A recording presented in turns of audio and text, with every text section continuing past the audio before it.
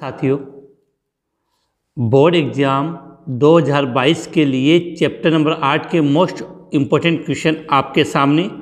इस बार board exam में इस चैप्टर से किस प्रकार के क्वेश्चन आएंगे, पहले हम उस पर चर्चा करते हैं, फिर हम चलेंगे इम्पोर्टेंट क्वेश्चन पे। ये चैप्टर इस बार बोर्ड एग्ज़ाम में 5 अंक का है, जिससे इस चैप्टर से 3 प्रकार के क्वेश्चन आएंगे। एक क्वेश्चन आएगा आपका वस्तुनिष्ठ क्वेश्चन, दूसरा क्वेश्चन आएगा अति लघुरात्मक क्वेश्चन और तीसरा आएगा लघुरात्मक क्वेश्चन।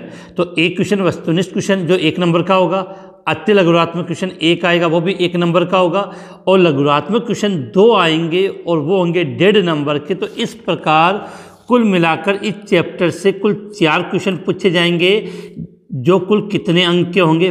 5 अंक के होंगे। अब आते हैं हम मोस्ट इंपॉर्टेंट क्वेश्चनों की सीरीज पर, और क्वेश्चन बिल्कुल इसी ब्लूप्रिंट के अकॉर्डिंग जो आपसे बोर्ड एग्जाम में पूछे जाएंगे उसी के अकॉर्डिंग क्लास शुरू करते हैं। उससे पहले एमके बूस्टर चैनल पर जो स्टूडेंट फर्स्ट बार आए हैं वो चैनल को ज़रूर सब्सक्राइब कर दें तथा वीडियो के लिंक को ज़्यादा से ज़्यादा शेयर करें, जिससे आपके और भी साथी इसका लाभ उठा सकें। क्लास को हम स्टार्ट करते हैं। क्वेश्चन नंबर 1 आपकी स्क्रीन पर। क्वेश्चन नंबर 1 आपके सामने, निम्न में से किसका चुंबकीय आघूर्ण अधिकतम होता है? चुंबकीय आघूर्ण का मतलब म्यू की बात कर रहे हैं, और इसका चुंबकीय आघूर्ण का सीधा संबंध अयुग्मित इलेक्ट्रॉन से है। तो आपके सामने 4 आयन दिए हुए हैं, और उन आयनों में जिसमें अयुग्मित इलेक्ट्रॉनों की संख्या सबसे अधिक होगी उसका चुंबकीय आघूर्ण सबसे अधिक होगा। अगर आपको इन क्वेश्चनों का आंसर आता है तो आप कमेंट्स में ज़रूर बताएं। तो क्वेश्चन नंबर 1 का राइट आंसर होगा डी। इसका पता लगाने के लिए आपको इसका इलेक्ट्रॉनिक विन्यास पता होना चाहिए। इसके बाद हम बात करते हैं क्वेश्चन नंबर 2, निम्न में से किसका प्रथम आयनन विभव अधिकतम है?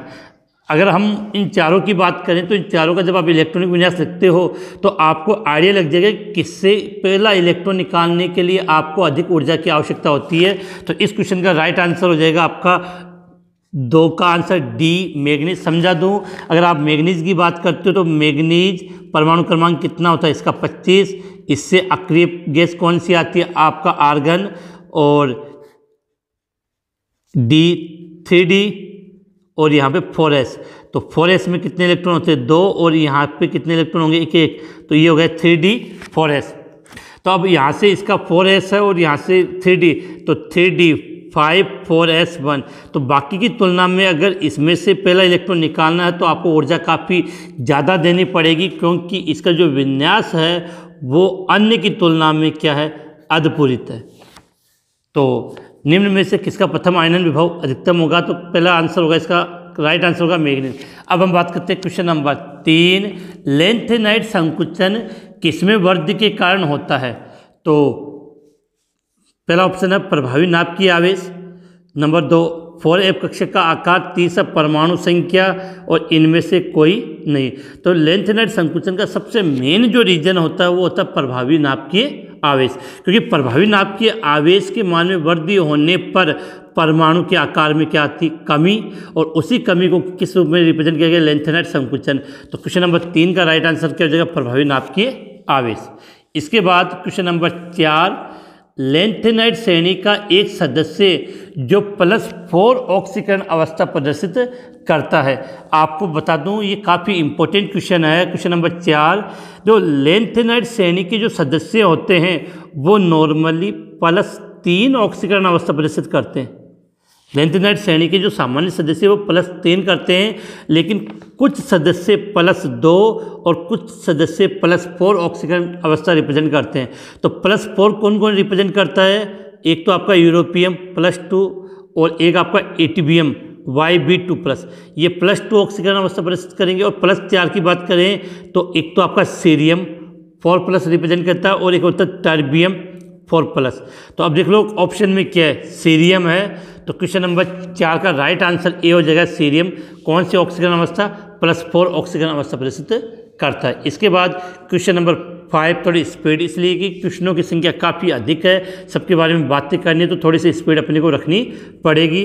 तो उच्चतम ऑक्सीकरण अवस्था +7 किसके द्वारा प्रदर्शित होती है? तो इन सभी में आपको पता है इसका राइट आंसर क्या होगा? D, manganese. जो 3D श्रेणी या हम बोल दें प्रथम संक्रमण श्रेणी। तो बिल्कुल माइंड में क्लिक कर लेना, 3D श्रेणी या प्रथम संक्रमण श्रेणी में अधिकतम ऑक्सीकरण अवस्था मैग्नीज रिप्रेजेंट करता है, जो +2 से +7 तक ऑक्सीकरण अवस्था प्रदर्शित करता है। तो ये शुरुआत के 5 क्वेश्चन हो गए। क्वेश्चन नंबर 6 आपकी स्क्रीन के सामने, ये वस्तुनिष्ठ क्वेश्चन है। इस प्रकार क्वेश्चन आपको बोर्ड एग्जाम के पेपर में जरूर मिलेंगे। क्वेश्चन नंबर 6 आपकी स्क्रीन पे, निम्न में से कौन सा तत्व केवल एक ही ऑक्सीकरण अवस्था प्रदर्शित करता? तो इसके लिए आपको याद रखना था कि 3D श्रेणी में 2 तत्व हैं, एक तो स्कैंडियम जो केवल +3 ऑक्सीकरण अवस्था प्रदर्शित करता है, और एक है जिंक वो +2 ऑक्सीकरण अवस्था प्रदर्शित करता है। तो ऑप्शन में चलते तो यहाँ पर आपका मैग्नीज है, तो राइट आंसर क्या हो गया? जिंक। सॉरी, राइट आंसर इसका क्या होगा? जिंक होगा। कि निम्न में से कौन सा तत्व एक ही प्रकार की ऑक्सीकरण अवस्था प्रदर्शित करता है? तो राइट आंसर याद करना जिंक। अगर स्कैंडियम होता तो वो भी राइट आंसर हो सकता था, क्योंकि हमें पता है कि जो डी ब्लॉक के तत्व होते हैं वो क्या रिप्रेजेंट करते हैं? परिवर्तनशील ऑक्सीकरण अवस्था प्रदर्शित करते हैं। इसके बाद क्वेश्चन नंबर 7, कौन से युग्म की धातुओं का आकार लगभग समान होता है? तो हमने इस क्वेश्चन का आंसर देंगे तो हमने हल्के से करेंगे, हमने पढ़ा था लेंथेनाइड संकुचन, और लेंथेनाइड संकुचन में हमने पढ़ा था कि लेंथेनाइड संकुचन के कारण 4D और 5D के तत्वों का आकार अपने ही वर्ग में समान होता है। तो देख लो 4D और 5D में कौन है? तो स्कैंडियम आता है 4D में और मरकरी आता है 5D में, और कौन से वर्ग में आते हैं? 12वें वर्ग में। तो इन दोनों का आकार बिल्कुल सेम होगा, बाकी और तत्व इन वर्ग से नहीं है। तो कौन से युग्म का आकार लगभग समान है? तो ध्यान रखना 4D और 5D और एक ही वर्ग में होनी चाहिए तो उनका आकार लगभग समान होता। तो राइट आंसर क्वेश्चन नंबर 7 का राइट आंसर क्या हो जाएगा? ए। अगला अम्लीय ऑक्साइड है। नेक्स्ट क्वेश्चन आपके सामने अम्लीय ऑक्साइड है। ये तो काफ़ी इजी क्वेश्चन है, इसका आंसर आप देंगे कमेंट्स में जल्दी से। इस क्वेश्चन का आंसर देना, तो अम्लीय ऑक्साइड का मतलब सीधी सी बात है कि जिसका ऑक्सीकरण अंक जितना अधिक होगा वो उतना अधिक अम्लीय होगा। तो Mn O में मैग्नीज का ऑक्सीकरण अंक +2, Mn2O3 में मैग्नीज का ऑक्सीकरण अंक +3, MnO2 में मैग्नीज का ऑक्सीकरण अंक +4 और Mn2O7 में मैग्नीज का ऑक्सीकरण अंक +7 होता है। तो सबसे अधिक ऑक्सीकरण अवस्था इसमें है, तो सबसे अधिक अम्लीय कौन सा होगा? Mn2O7। इसके बाद हम बात करते हैं क्वेश्चन नंबर 9, Ti3+ आयन का प्रभावित चुंबकीय आघूर्ण कितना होगा? तो सबसे पहले आपको एक बात समझनी है कि टाइटेनियम का हम इलेक्ट्रॉनिक टाइटेनियम का परमाणु क्रमांक कितना होता है? 22। इससे पहले अक्रिय गैस कौन सी आती है? आर्गन। फिर लिख दिया मैंने 3D, फिर 4s। टाइटेनियम का परमाणु क्रमांक 22 होता है, तो आर्गन तक 18, 18 2 20, 20 2 22। अब अगला क्या कह रहा है? टाइटेनियम 3+ आपको बता रहा है, टाइटेनियम 3+। तो 3 इलेक्ट्रॉन बाहर निकालने, 2 तो यहाँ से बाहर जाएगा और 1 यहाँ से, तो 3D1 4s0। तो इसमें 1 इलेक्ट्रॉन शेष बच गया। तो सीधी सी बात है कि यहाँ पर अयुग्मित इलेक्ट्रॉन की संख्या कितनी है? 1। और मैंने अपनी ऑनलाइन क्लास में आपको बताया था कि यदि अयुग्मित इलेक्ट्रॉन की संख्या 1 होगी तो उसका चुंबकीय आघूर्ण 1.73, 2 होने पर 2.84, 3 होने पर 3.87, 4 होने पर 4.90 और 5 होने पर 5.92 होता चुंबकीय आघूर्ण बोर मैग्नेट। तो क्वेश्चन नंबर 9 का राइट आंसर क्या हो जाएगा? बी। इसके बाद लेंथेनाइड श्रेणी का वह तत्व जो रेडियो एक्टिव है। तो रेडियो एक्टिव की अगर हम बात करें तो सीधी सी बात है कि एक चीज़ समझा दो कि एक्टिनोइड जो श्रेणी होती है, एक्टिनोइड श्रेणी के तो सभी तत्व क्या होते हैं? आपके रेडियो एक्टिव होते हैं। लेकिन लेंथेनाइट श्रेणी में केवल एक ही तत्व है जो होता है प्रोमेथियम। तो प्रोमेथियम का प्रतीक क्या होता है? Pm। तो क्वेश्चन नंबर 10 का राइट आंसर क्या हो जाएगा? डी। आप सभी को बता दूं कि वीडियो के डिस्क्रिप्शन में इस चैप्टर के कंप्लीट वीडियो अवेलेबल है। उनमें से आपको वन शॉट वीडियो मिल जाएंगे एग्जाम काफ़ी पास में। तो आप इन वन शॉट वीडियो को देखकर अपने चैप्टर पर अच्छी पकड़ बना ली, जिससे आपके बोर्ड एग्जाम में अच्छे नंबर आ सकें। तो क्वेश्चन नंबर 1 से लेकर 10 तक मैंने आपको हल करवा दिए। ये क्वेश्चन क्या थे? वस्तुनिष्ठ क्वेश्चन होते हैं। इसके अलावा आपको बता दूं कि जो रिक्त स्थानों की पूर्ति करें उनको भी हम वस्तुनिष्ठ क्वेश्चनों में ही काउंट करते हैं। क्वेश्चन नंबर 11 आपके सामने, KMnO7 में मैग्नीज का चुंबकीय आघूर्ण ज्ञात करना है। तो इस क्वेश्चन को इस प्रकार से समझना है कि सबसे पहले हमें KMnO4 में मैग्नीज का ऑक्सीकरण अंक निकालना है। तो इस कंपाउंड में मैग्नीज का ऑक्सीकरण अंक होता है कितना? +7। और +7 होने का मतलब मैग्नीज +7। और मैग्नीज जब +7 होता है तो इसका इलेक्ट्रॉनिक विन्यास होगा आर्गन 3d0 4s0, अर्थात इसके पास एक भी अयुग्मित इलेक्ट्रॉन नहीं होता। और हमें पता है अगर अयुग्मित इलेक्ट्रॉन 0 होगा तो म्यू का मान कितना होगा? 0। तो KMnO4 में मैग्नीज का चुंबकीय आघूर्ण का मान, तो आंसर लिखोगे सर इसका चुंबकीय आघूर्ण का मान म्यू बराबर कितना होता है? 0 होता है। अगला नेक्स्ट क्वेश्चन, जर्कोनियम तथा हैफनियम की परमाणु त्रिज्या समान होती है, कारण बताओ। तो सीधी सी बात है कि अगर आप 4D श्रेणी लिखोगे तो पहले आपका आएगा इट्रियम, फिर जर्कोनियम आगे आएगा। 5D श्रेणी की बात करें तो लेंथेनम आता है और हैफनियम आता है। हमें पता है कि जो लेंथेनाइट संकुचन है वो यहाँ से लागू होता है। तो लेंथेनाइट संकुचन के कारण 4D और 5D के तत्वों का आकार क्या होता है? लगभग समान होता है। तो सीधा सा इसका आंसर है अति लघुरात्मक क्वेश्चन है, तो एक शब्द में आंसर देना है। तो लिखोगे जर्कोनियम और हैफनियम की परमाणु त्रिज्या एक समान होती है, क्योंकि लेंथेनॉइड संकुचन पाया जाता है, या लेंथेनाइट संकुचन के कारण इनका आकार लगभग समान होता है। क्वेश्चन नंबर 12 हो चुका है। क्वेश्चन नंबर 13 आपकी स्क्रीन पे आपके सामने। अगला क्वेश्चन है Ti4+, यहाँ लिखा है टाइटेनियम 4+ आयन रंगहीन होता है, क्यों? तो देखो ज़्यादा के क्वेश्चनों के आंसर है वो सीधे इनके इलेक्ट्रॉनिक विन्यास पर है। यदि हमें इनका इलेक्ट्रॉनिक विन्यास नहीं आएगा तो हम इन क्वेश्चनों को इजीली हल नहीं कर पाएंगे। तो मैं यहाँ लिख रहा हूँ Ti4+ आयन रंगहीन होता है। तो देखो सीधी सी बात है कि टाइटेनियम का इलेक्ट्रॉनिक विन्यास लिखो तो टाइटेनियम का परमाणु क्रमांक कितना होता है? 22। इससे पहले अक्रिय गैस आएगी आर्गन 3d4s, तो 18 2 20 20 2 22।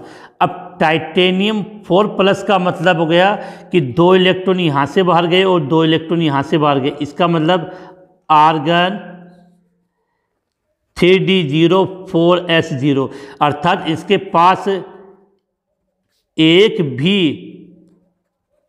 पास एक भी अयुग्मित इलेक्ट्रॉन नहीं होता है। और अयुग्मित इलेक्ट्रॉन नहीं होता है, इसके कारण देखो क्या लिखोगे? Ti4+, लिखोगे Ti4+ के पास एक भी अयुग्मित इलेक्ट्रॉन नहीं होता है, इस कारण Ti4+ आयन क्या होता है? रंगहीन होता है। बिल्कुल एक क्वेश्चन में आंसर है, एक लाइन में इसका आंसर है। अगला क्वेश्चन नंबर 14 आपके सामने, GD में अयुग्मित इलेक्ट्रॉन की संख्या बताइए। तो जो अयुग्मित इलेक्ट्रॉन की संख्या हम तब बता पाएंगे जब हमें इसका इलेक्ट्रॉनिक विन्यास आए। GD का मतलब होता है गैल्डोनियम का परमाणु क्रमांक होता है 64। इससे पहले अक्रिय गैस क्या आती है? जिनोन। और ए ब्लॉक में ये 4D श्रेणी अर्थात 4F श्रेणी अर्थात लेंथेनाइट श्रेणी का तत्व है। उसका इलेक्ट्रॉनिक विन्यास लिखने का तरीका होता है 4F 5D 6S। अब देखो जिनोन का परमाणु क्रमांक होता है 54, 2 इलेक्ट्रॉन इसमें आते 56, एक इसमें आएगा 57, 64 इसका परमाणु क्रमांक कितने बच गए? 7। तो गैल्डोनियम का जो इलेक्ट्रॉनिक विन्यास है वो गया 4F7 5D1 6S2। तो सीधी बात है D में 1 और F में 7। तो इसमें अयुग्मित इलेक्ट्रॉन की संख्या, किसकी? अयुग्मित इलेक्ट्रॉन की संख्या कितनी हो गई इसमें? 8। बिल्कुल समझ में आ गया होगा। अब क्वेश्चन नंबर 15, आंतरिक संक्रमण धातुओं का सामान्य इलेक्ट्रॉनिक विन्यास लिखो। तो सबसे पहली बात तो ये पता होना चाहिए, आंतरिक संक्रमण की बात करते हैं तो आंतरिक संक्रमण हम कौन से ब्लॉक के तत्वों को कहते हैं? एफ ब्लॉक के तत्वों को हम क्या बोलते हैं? आंतरिक संक्रमण तत्व कहते हैं। अगर इनका सामान्य इलेक्ट्रॉनिक विन्यास की बात करें तो पहले सबसे पहले क्या लिखा जाएगा? अक्रिय गैस। इसके बाद देखो इनमें पहले इलेक्ट्रॉन 3 कोष में इसमें इलेक्ट्रॉन शामिल होते हैं, तो इसका तरीका होगा कि N-2F N-1D NS। एस में 2 इलेक्ट्रॉन सदैव आएंगे, डी में कभी 0 हो सकता है, कभी 1 हो सकता है, और एफ में इलेक्ट्रॉनों की संख्या 1 से 14 होती है।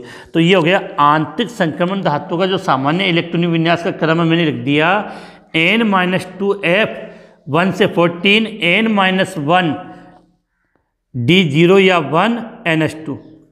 ठीक है।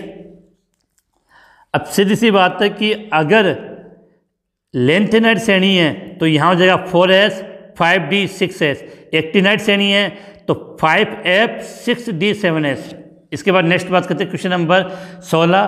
तो इस प्रकार से इस चैप्टर से आपको काफ़ी छोटे छोटे क्वेश्चन मिलेंगे जिसकी हमें काफ़ी अच्छी प्रैक्टिस करनी है। और आप अगर इस पूरे वीडियो में जितने भी इंपॉर्टेंट क्वेश्चन है अगर उन सबको अच्छे तरीके से याद कर लोगे तो बिल्कुल आप ये पाओगे कि एग्जाम में आपको सेम इनमें से काफ़ी क्वेश्चन आपको मिल जाएंगे।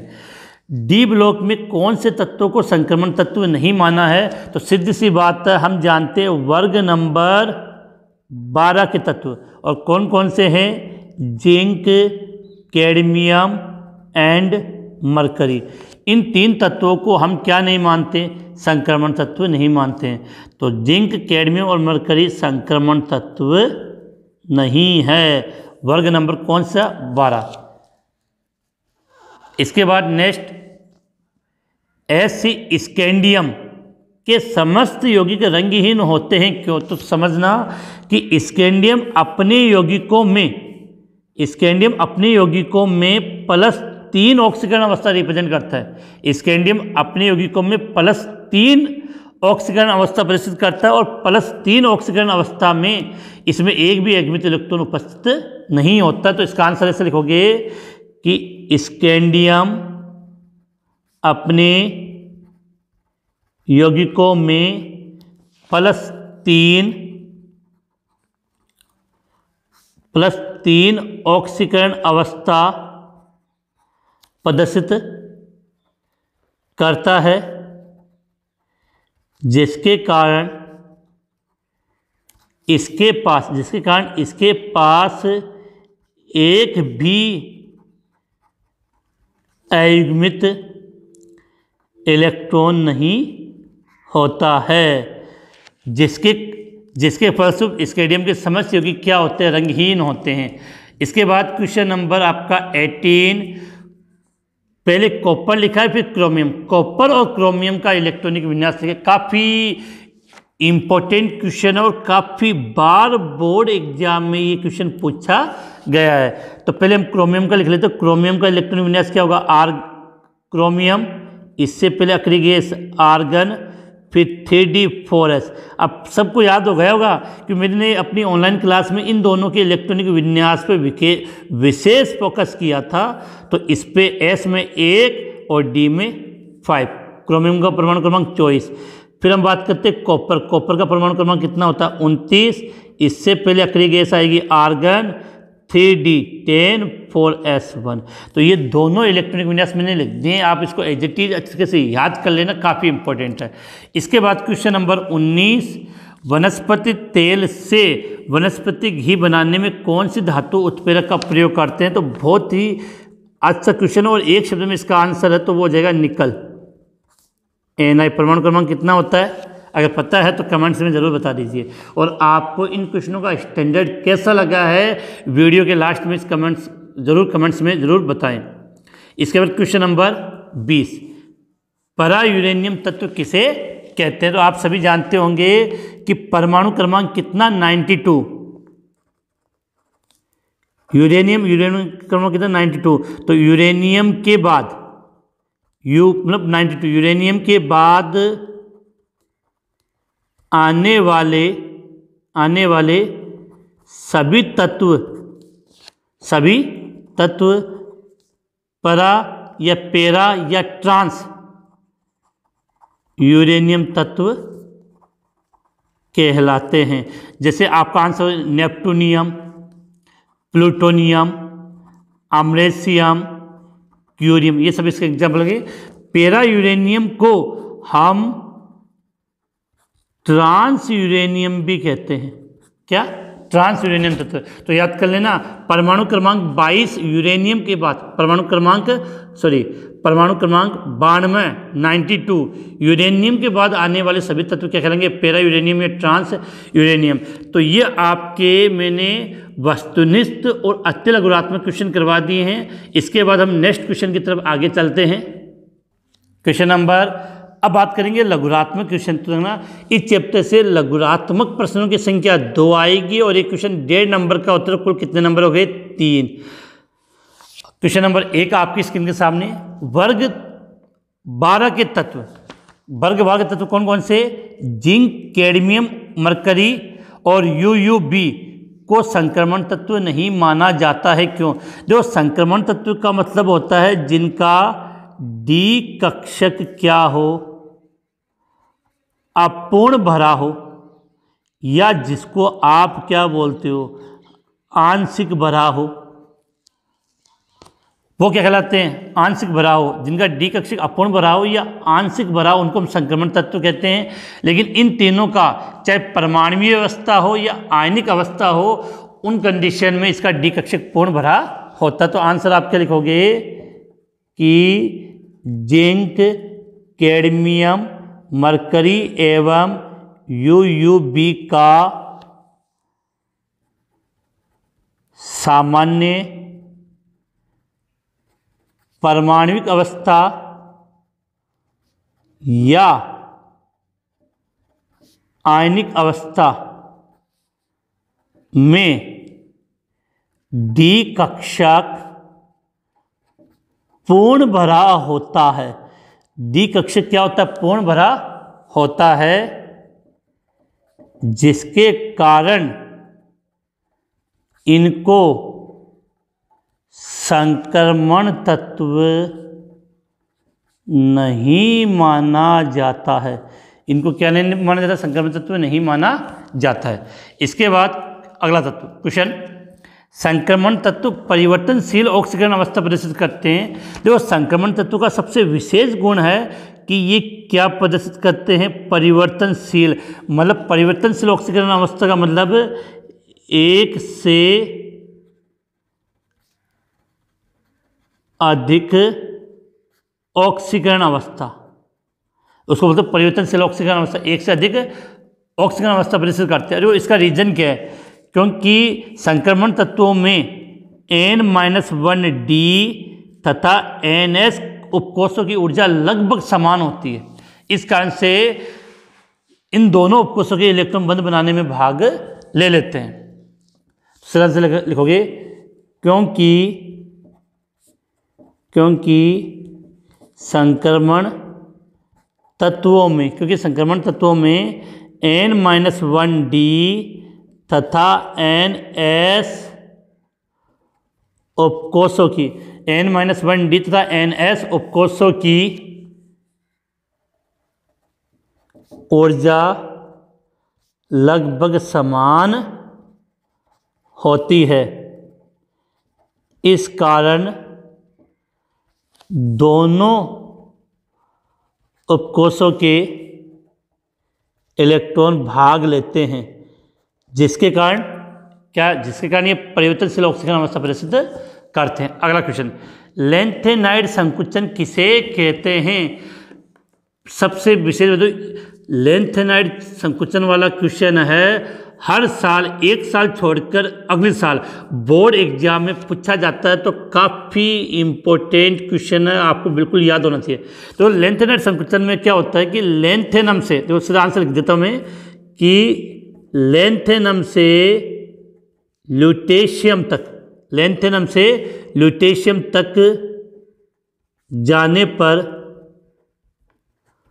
परमाणु क्रमांक में लगातार वृद्धि, परमाणु क्रमांक में लगातार वृद्धि होती है, जिसके कारण प्रभावी नाभिकीय आवेश में, जिसके कारण प्रभावी नाभिकीय आवेश के मान में वृद्धि होती है, जिसके फलस्वरूप लैंथेनम से ल्यूटेशियम तक जाने पर परमाणु आकार में क्रमिक मतलब लगातार कमी आती है। इस कमी को लैंथेनॉइड संकुचन कहते हैं। ध्यान रखना, यहाँ पर प्रभावी नाभिकीय आवेश का मान ज़्यादा होता है और आपका जो परिरक्षण प्रभाव होता है उसका मान बहुत कम या नगण्य होता है। तो क्वेश्चन का आंसर आपके सामने बिल्कुल अच्छे से आ गया है। इसको स्क्रीनशॉट ले लेना, इसको अच्छे तरीके से नोट कर लेना कि बोर्ड एग्जाम में आने की काफ़ी संभावना। अगला क्वेश्चन है, लैंथेनाइड और एक्टिनाइड श्रेणी में 4 अंतर लिखें। तो काफ़ी अच्छा क्वेश्चन और बोर्ड एग्जाम में पूछा जा सकता है। तो देखो, लैंथेनाइड श्रेणी का मतलब कौन सी श्रेणी होती है? 4D श्रेणी, आप चाहे तो नाम ले सकते हो। और एक्टिनाइड श्रेणी का मतलब 5D श्रेणी। शॉर्ट में मैं इसका आंसर लिख रहा हूँ। दो, चाहे लैंथेनाइड हो या एक्टिनाइड श्रेणी हो, इन दोनों की जो सामान्य जो ऑक्सीकरण अवस्था होती है +3 होती है। लैंथेनाइड और एक्टिनाइड श्रेणी की सामान्य ऑक्सीकरण अवस्था कितनी होती है? +3। लेकिन लैंथेनाइड श्रेणी, तो ये लिखेंगे कि यह श्रेणी +3 के अलावा +2 तथा +4 ऑक्सीकरण अवस्था प्रदर्शित करता है। और 5D श्रेणी की बात करें तो ये श्रेणी +3 के अलावा +2, +4, +5, +6, +7 ऑक्सीकरण अवस्था भी प्रदर्शित करता है। इसके बाद ये पहला अंतर हो गया। कितने अंतर की बात कर रहे हैं? 4 अंतर। दूसरा, लैंथेनाइड श्रेणी में केवल एक प्रोमेथियम होता है जो रेडियो एक्टिव तत्व होता है, और एक्टिनाइड श्रेणी के सभी तत्व रेडियो एक्टिव तत्व होते हैं। तो यहाँ लिख सकते हैं कि इस श्रेणी के सभी तत्व क्या होते हैं? रेडियो एक्टिव तत्व होते हैं। और इस श्रेणी में केवल PM मतलब प्रोमेथियम रेडियो एक्टिव तत्व होता है। प्रोमेथियम रेडियो एक्टिव तत्व होता है। इसके अलावा जो लैंथेनाइड श्रेणी है, 4D श्रेणी है, वो ऑक्सो धनायन नहीं बनाते हैं। और जबकि आपकी ये श्रेणी कौन सी? एक्टिनाइड श्रेणी है, 5D श्रेणी, ऑक्सो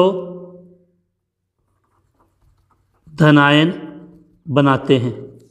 इसके अलावा देखो, एक्टिनाइड श्रेणी की संकुल यौगिक बनाने की प्रवृत्ति ज़्यादा होती है और लैंथेनाइड श्रेणी की संकुल यौगिक बनाने की प्रवृत्ति कम होती है। तो लिख दो कि इनकी संकुल यौगिक बनाने की प्रवृत्ति कम होती है और इनके संकुल यौगिक बनाने की प्रवृत्ति अधिक होती है। तो काफ़ी अच्छा क्वेश्चन है, बोर्ड एग्जाम में पूछा जा सकता है। इसके बाद नेक्स्ट क्वेश्चन की तरफ आगे चलते हैं। क्वेश्चन नंबर 5 आपके सामने है। तो Cr2+ और Mn3+ दोनों का विन्यास D4 होता है। Cr2+ और Mn3+ दोनों का विन्यास D4 होता है, परंतु Cr2+ अपचायक होता है और Mn3+ ऑक्सीकारक होता है। क्यों? देखो, हम इनके इलेक्ट्रॉनिक विन्यास को लिखकर फिर समझने की कोशिश करते हैं कि पहले मैंने लिखा है यहाँ क्रोमियम, ठीक है। क्रोमियम का परमाणु क्रमांक होता है 24, आर्गन 1 2 3 4 5। अब देखो, क्रोमियम का नॉर्मल होगा कि 5 इलेक्ट्रॉन इसमें होंगे और 1 इलेक्ट्रॉन इसमें होंगे, 3d4s।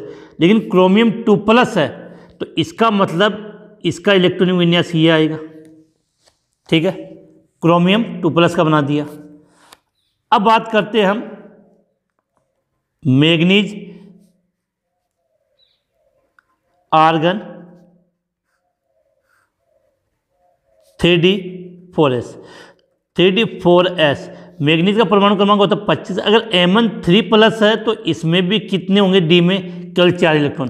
तो देखोगे तो समझ में आएगा कि दोनों कंडीशन में डी के अंदर कितने इलेक्ट्रॉन है? 4। लेकिन होता क्या है कि अपचायक का मतलब याद रखना ऑक्सीकरण। अपचायक का मतलब ऑक्सीकरण अर्थात इलेक्ट्रॉन का त्याग। अपचायक होगा वो इलेक्ट्रॉन का त्याग करेगा और जो ऑक्सीकारक होगा वो रिप्रेजेंट करेगा अपचयन अभिक्रिया को, अर्थात यह इलेक्ट्रॉन को ग्रहण करेगा। तो सीधी सी बात है कि अगर मैग्नीज ऑक्सीकारक है तो मैग्नीज क्या करता है? 1 इलेक्ट्रॉन ग्रहण कर लेगा। तो मैग्नीज क्या करेगा कि Mn3+ है तो Mn3+ से 1 इलेक्ट्रॉन ग्रहण कर लेगा तो ये Mn2+ कन्वर्ट हो जाएगा, अर्थात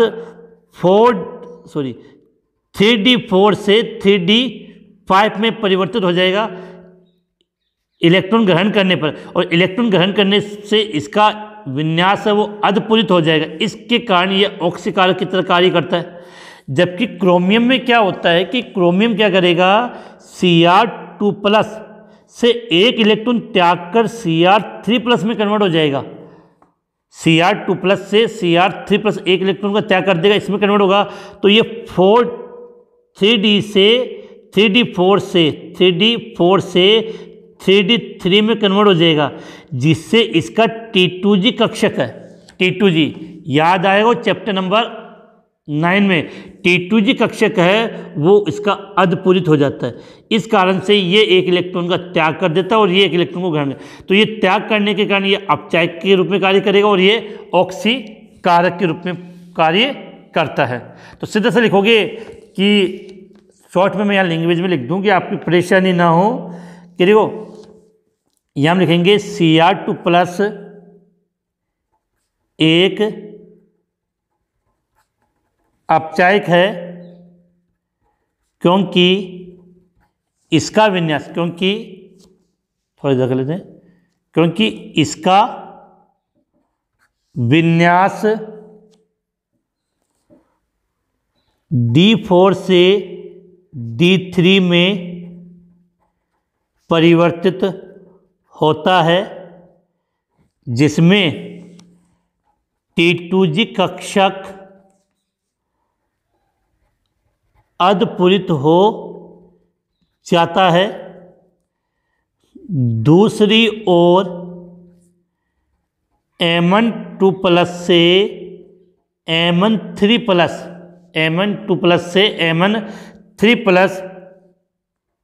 में परिवर्तित होने पर इसका विन्यास D5 हो जाता है, जो इनको अतिरिक्त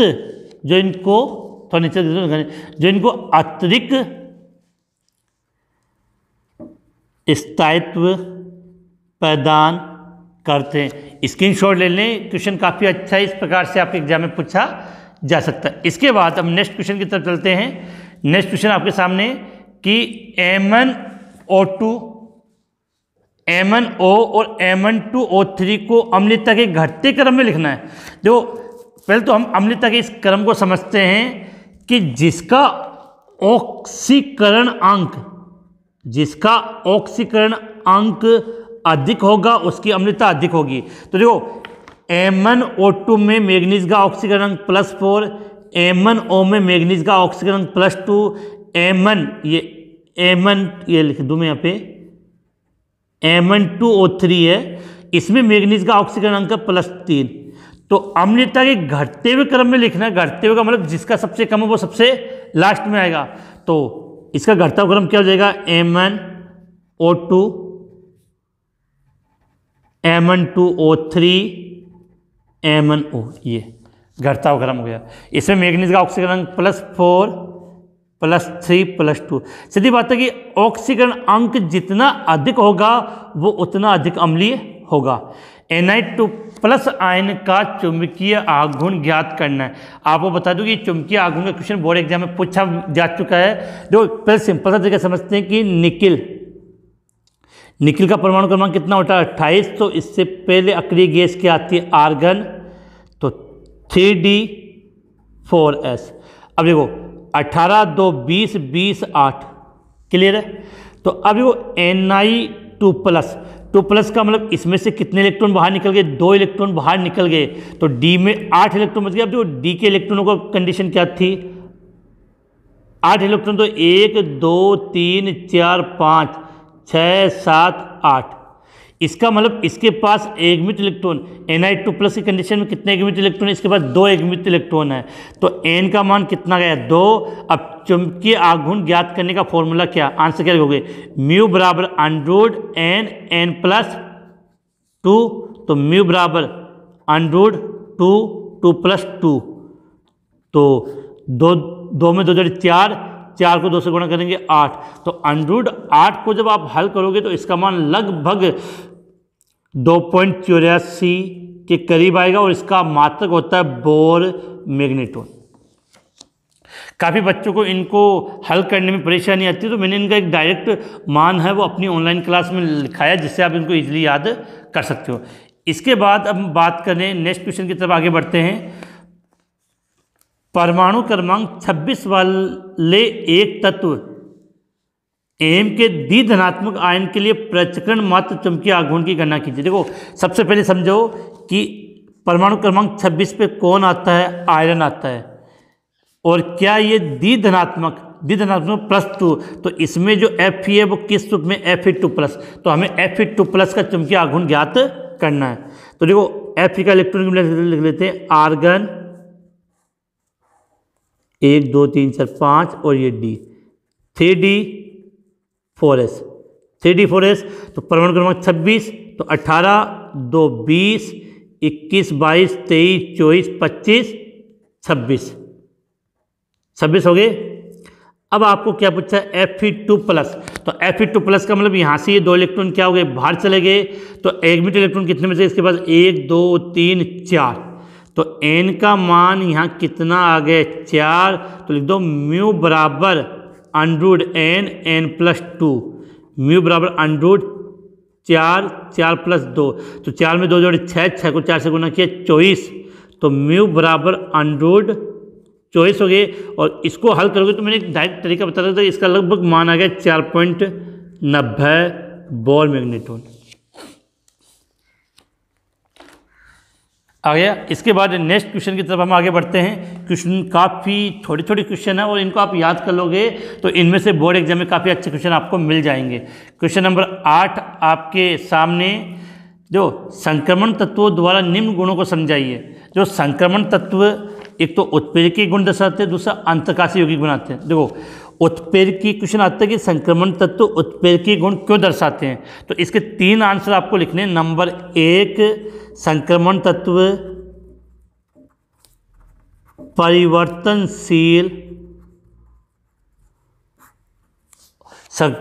परिवर्तनशील ऑक्सीकरण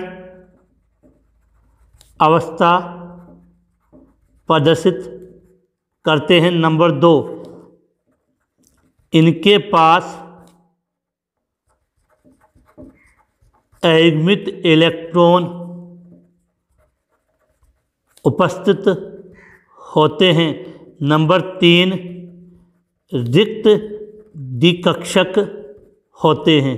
तो इन 3 कारणों के कारण, शॉर्ट में लिखा मैंने कि संक्रमण तत्व परिवर्तनशील ऑक्सीजन अवस्था प्रदर्शित करते हैं। संक्रमण तत्वों के पास एकमित इलेक्ट्रॉन होते हैं और संक्रमण तत्वों के पास रिक्त कक्षक होते हैं। इन तीनों गुणों के कारण संक्रमण तत्व किसकी तरह व्यवहार करते हैं, उत्प्रेरकीय गुण दर्शाते हैं।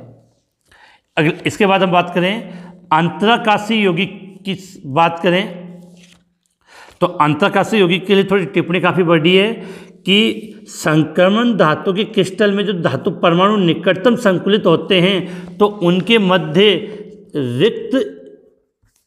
रिक्त स्थान रह जाता है। उन स्थान को हम बोलते हैं अंतराकाशीय स्थान, और उन अंतराकाशीय स्थान पर आपके छोटे अधातु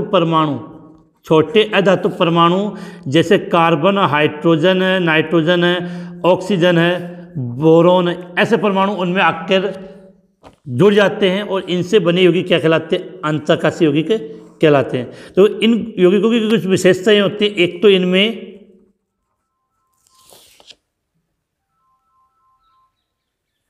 एक तो इनमें आघात वर्धनीय गुण व तन्य गुण कम होते हैं, लेकिन ढंगना ये कठोर एवं मजबूत होते हैं और ये विद्युत के सुचालक भी होते हैं। तो इस क्वेश्चन का आंसर अगर आपको डिटेल से समझना तो मैंने आपके स्क्रीन पर मेरे नोट्स का एक स्क्रीनशॉट लगा दिए, वहाँ से आप इसका स्क्रीनशॉट ले लें और इसको ईजिली समझ लें। तो उम्मीद है आप स्क्रीनशॉट लेकर इसको अच्छे तरह से नोट कर लेना, याद कर लेना कि एग्जाम में आ सकता है। इसके बाद हम चलते हैं नेक्स्ट क्वेश्चन की तरफ। क्वेश्चन नंबर 9 आपके स्क्रीन के सामने। क्वेश्चन नंबर 9, प्रथम संक्रमण श्रेणी के धातुओं में संकुल यौगिक बनाने की प्रवृत्ति पाई जाती है, क्यों? तो इसके 3 पॉइंट आपको बना के लिखने हैं।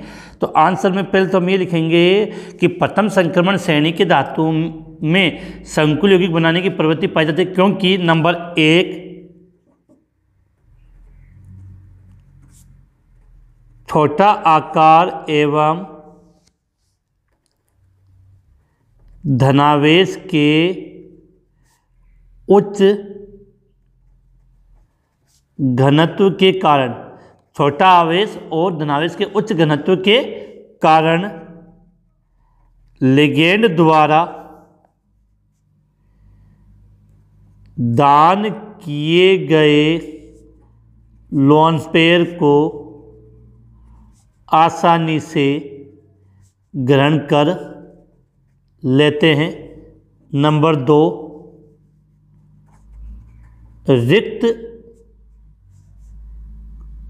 रिक्त डी कक्षक उपस्थित होते हैं। और नंबर 3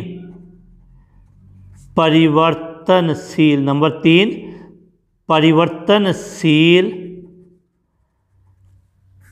ऑक्सीकरण अवस्था प्रदर्शित करते हैं। तो आपने एक देखा होगा कि डी ब्लॉक के जितने भी क्वेश्चन के आंसर दे रहे हैं उसमें 2-3 चीज़ें कॉमन है। एक तो ये परिवर्तनशील ऑक्सीकरण अवस्था प्रदर्शित करते हैं, इनके पास रिक्त डी कक्षक होते हैं, इनके पास एकमित इलेक्ट्रॉन की संख्या काफ़ी अधिक होती है।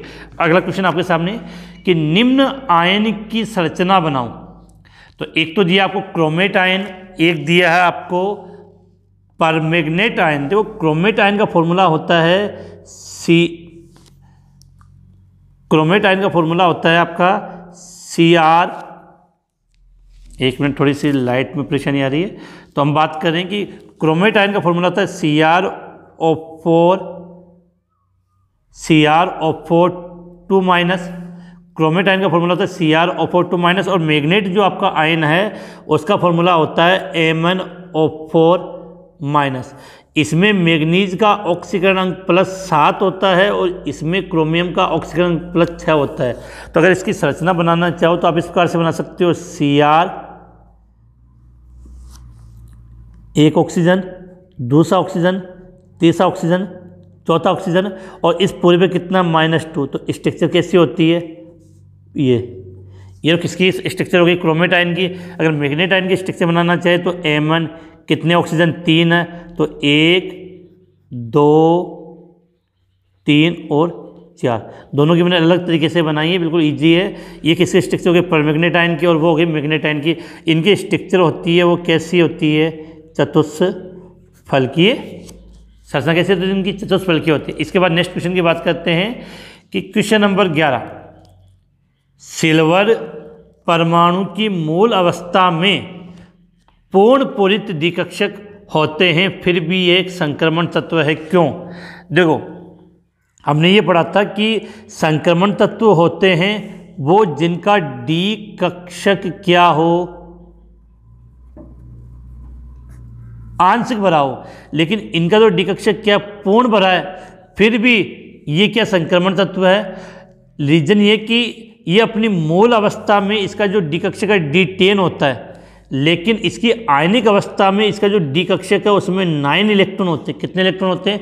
9। इस कारण से ये एक संक्रमण तत्व है। इस क्वेश्चन का आंसर आप कैसे लिखोगे तो वो आपकी स्क्रीन पे मैंने रिप्रेजेंट कर दिया है, इसका आप स्क्रीनशॉट ले लेना जिससे आप इसको इजीली नोट कर सको, क्योंकि थोड़ा सा क्वेश्चन काफ़ी है, फटाफट जल्दी से हो जाए। नेक्स्ट क्वेश्चन, मिश्र धातु किसे कहते हैं और इसमें प्रयुक्त धातुओं के नाम लिखो। देखो, मिश्र धातु क्या है? लेंथेनाइड श्रेणी के तत्व। लेंथेनाइड श्रेणी के तत्व, इसका सीधा आंसर लिख देता हूँ मैं यहाँ पे कि लेंथेनोइड श्रेणी के तत्वों द्वारा बनी मिश्र धातु को, लेंथेनोइड श्रेणी के तत्वों द्वारा बनी मिश्र धातु को मिश्र धातु कहते हैं। मिश्र धातु कहते हैं। देखो, इसमें क्या होता है कि जो आपका लेंथेनोइड होता है,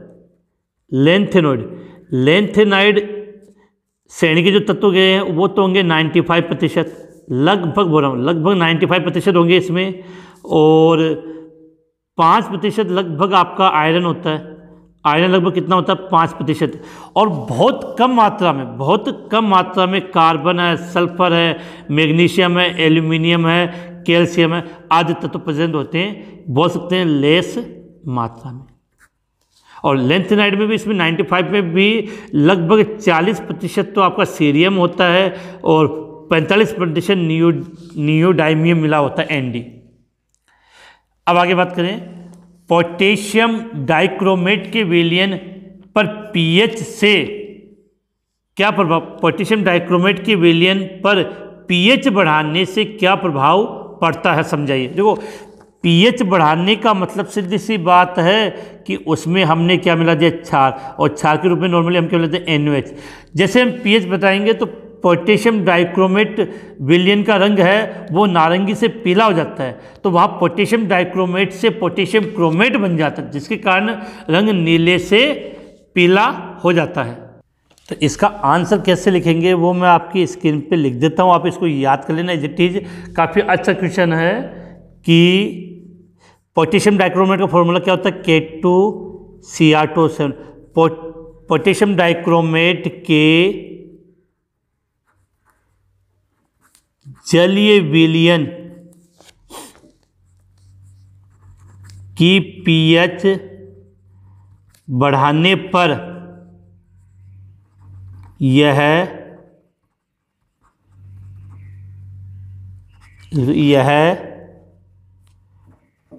K2Cr4 पोटेशियम क्रोमेट में परिवर्तित हो जाता है, जिसके कारण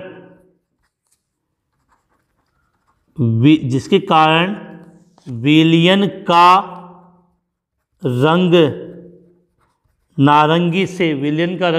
नारंगी से पीला हो जाता है।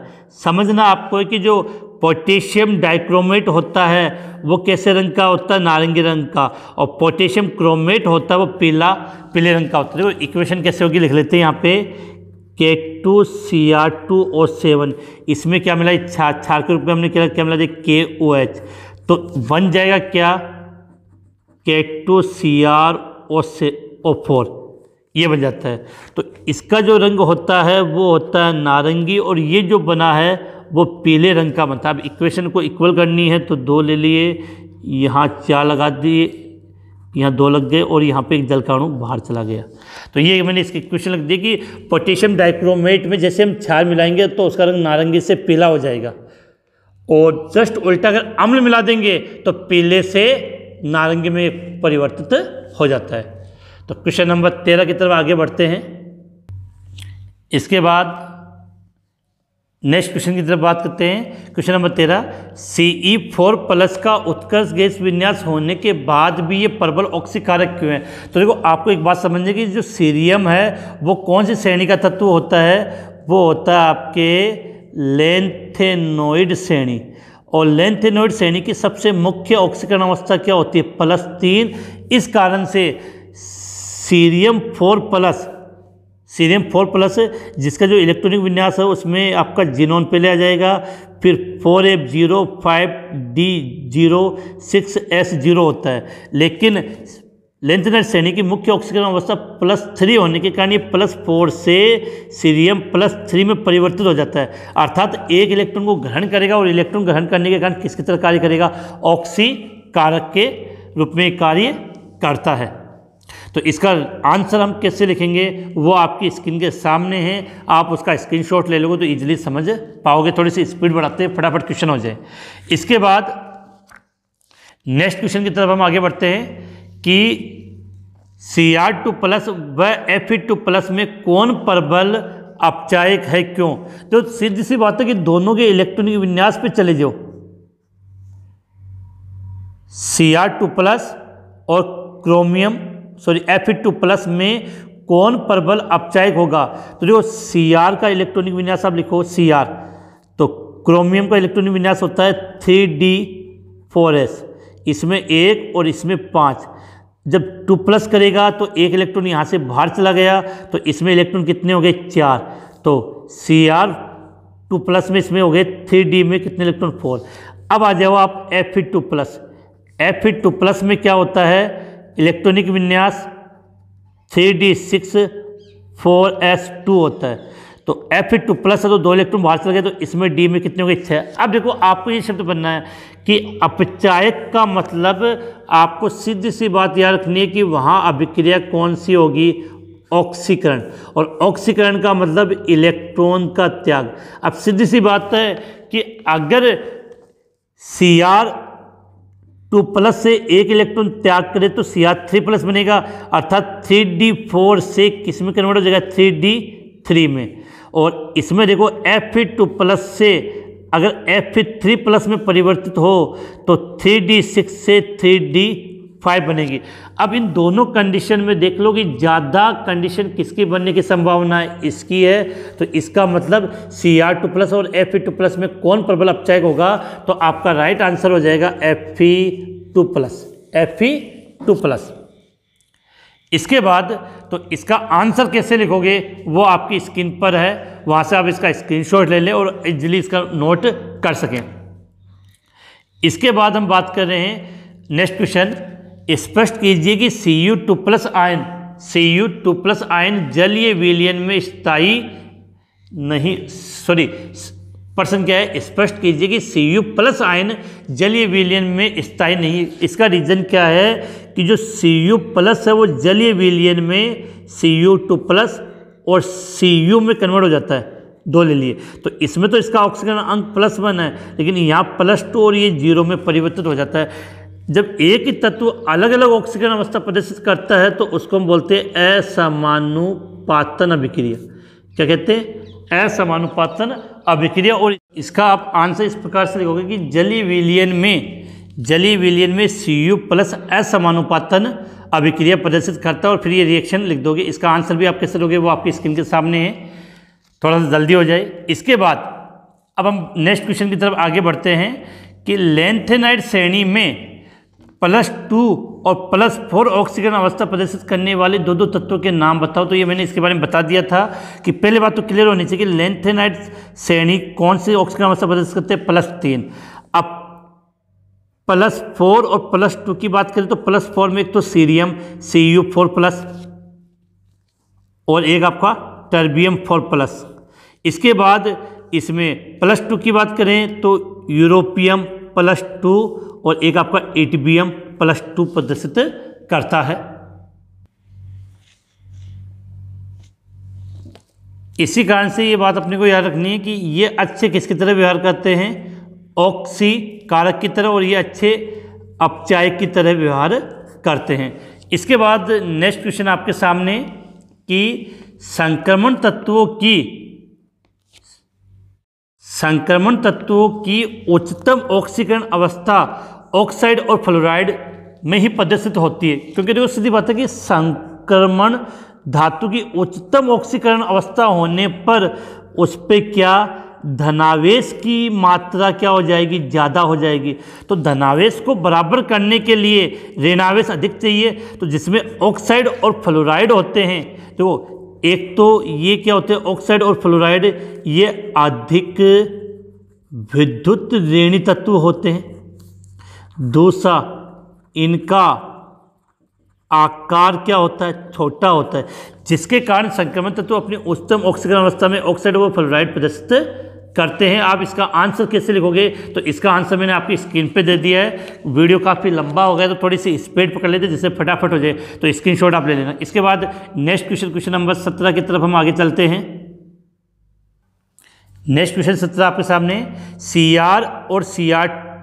सीआर और सीयू की द्वितीयक आयनन एंथैल्पी का मान अपेक्षाकृत उच्च होता है। तो सीधा सा बात है कि इसका रीजन क्या कि क्रोमियम में एक इलेक्ट्रॉन निकल जाने पर डी में कितने इलेक्ट्रॉन बचेंगे, 5। तो सीधा सा इसका आंसर हो जाएगा अर्धपूरित विन्यास के कारण। और इसकी द्वितीयक आयनन एंथैल्पी सीयू, अगर एक इलेक्ट्रॉन बाहर निकाल दोगे तो इसमें हो जाएगा 3d10, तो ये हो जाएगा पूर्ण पूरित विन्यास के कारण। तो सीधी सी बात है कि सीआर और सीयू की द्वितीयक आयनन एंथैल्पी इनके विन्यास के कारण होती है। सीआर का एक इलेक्ट्रॉन निकालने के विन्यास अर्धपूरित हो जाता है और इससे एक इलेक्ट्रॉन निकालेंगे तो विन्यास पूर्ण पूरित हो जाएगा आंसर। लेंथेनाइड आकुंचन की तुलना में एक तत्व से दूसरे तत्व के बीच एक्टिनाइड आकुंचन अधिक होता है, क्योंकि एक्टिनाइड श्रेणी की जब हम बात करेंगे तो यहाँ पर प्रभावी नाभिकीय आवेश का मान काफ़ी अधिक होता है। प्रभावी नाभिकीय आवेश का मान अधिक होता है और उसकी तुलना में परिरक्षण प्रभाव बहुत कम लगता है। उसकी तुलना में परिरक्षण प्रभाव बहुत कम लगता है, जिसके कारण लेंथेनाइड आकुंचन होता है वो अधिक होता है। और एक चीज़ और, एक्टिनाइड श्रेणी से लेंथेनाइड श्रेणी में जाओगे तो 32 परमाणु क्रमांक की एक्स्ट्रा वृद्धि हो जाती है। 32 परमाणु क्रमांक की एक्स्ट्रा वृद्धि होने से 32 प्रभावी नाभिकीय आवेश का मान और ज़्यादा हो जाता है। क्वेश्चन का आंसर कैसे दोगे वो आपकी स्क्रीन के सामने, इसको एज इट इज आप लिख सकते हो। इसके बाद क्वेश्चन नंबर 18, प्रथम संक्रमण श्रेणी के लिए निम्न का उत्तर है।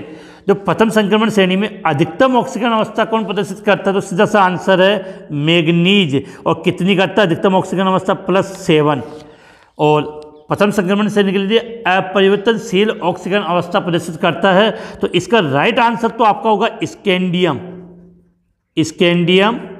SC। और अगर ये भी ना लिखो तो दूसरा राइट आंसर हम चाहे तो जिंक भी लिख सकते हैं, जिंक Zn, क्योंकि स्कैंडियम है वो केवल +3 ऑक्सीकरण अवस्था प्रदर्शित करता है, +3, और जिंक है वो केवल +2। तो अपरिवर्तनशील, तो राइट आंसर आपका ये हो जाएगा। तो इसका मैग्नीज और इसका स्कैंडियम या जिंक।